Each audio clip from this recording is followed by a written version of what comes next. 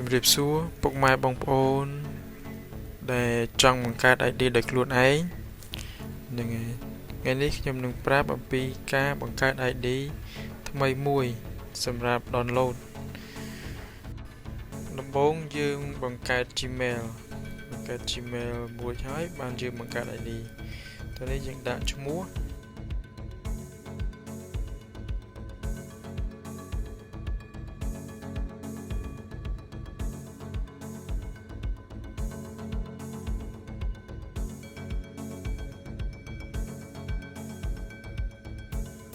នេះយើងវាយលេខកូដនោះគឺយើងចាប់ពី8ឡើងទៅខ្ទង់ឡើងទៅ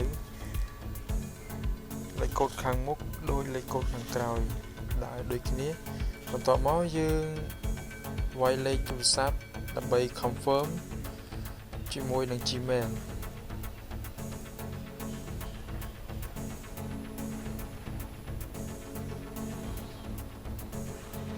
វាយលេខទូរស័ព្ទរួចហើយយើងដាក់ខែឆ្នាំកំណើតយើងដាក់លក្ខណៈនៅក្នុងតញ្ញាណបានក៏បានយើងដាក់ចោលក៏បានដែរត្រង់នេះយកភេទ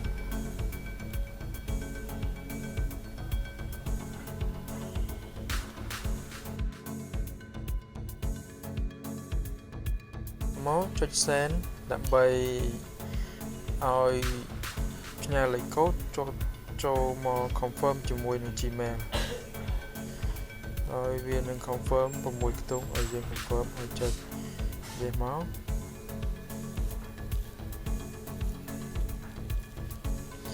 ពេលនេះយើងបាន Gmail មួយរួចជាស្រេច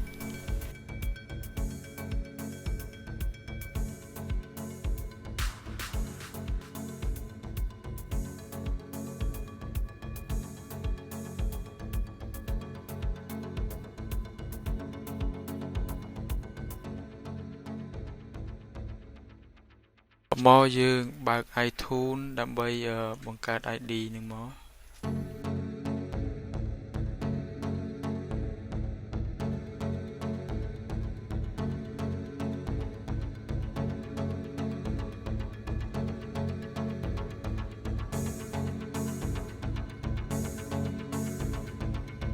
នៅត្រង់នេះយើងដាក់ Gmail ដែលយើងបង្កើតថ្មីមិញដាក់ចូលដើម្បីបង្កើត ID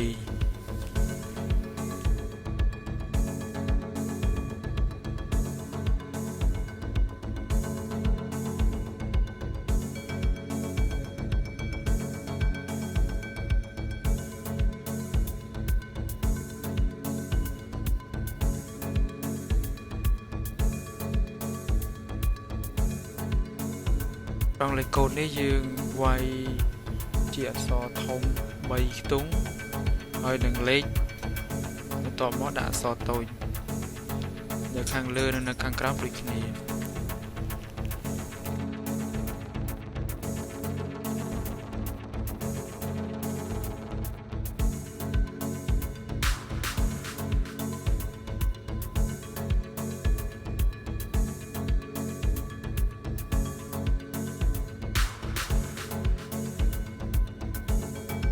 ត្រង់នេះយើង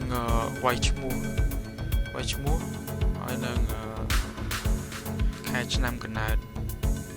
បន្ទាប់មកយើងចុះមកក្រោមយើងឆ្លើយសំណួរ3សំណួរ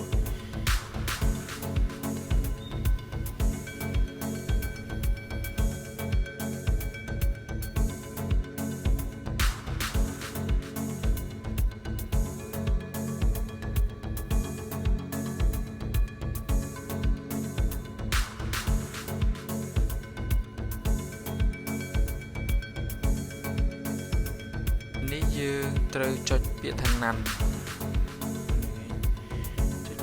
ហើយយើងដាក់ស្ថាននេះយើងដាក់ចោលក៏បានដែរកំពូលចាមហើយកន្លែងសិទ្ធិខ្ញុំដាក់ PP កន្លែងសេរីកូដនេះយើងដាក់855ហើយលេខ6ខ្ទង់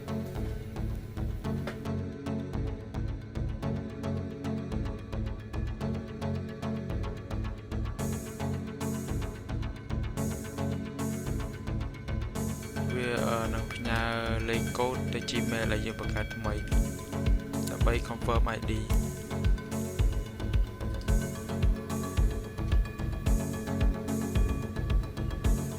លេខកូដ6ខ្ទង់នេះ